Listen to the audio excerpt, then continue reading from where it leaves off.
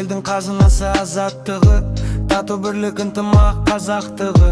Соғыс болмай сұрапыл ырыс болса, бастан таймас бақыты ғажаптығы. Қазына деп айта аламыз қарияны, қызды айтамыз бойында бар яңы. Қазына деп дәстүрлі дінді айтамыз, садақасы жасырын не жариялы. Қазына деп айта аламыз асаматты, ертұрманын сайлаған қазанатты. Дұшпан келсе дүбірлеп атқа қонған, қазақ деген ұлықтап ғажап атты. Қазына деп айта аламыз аналарды, арияға қондырған балаларды.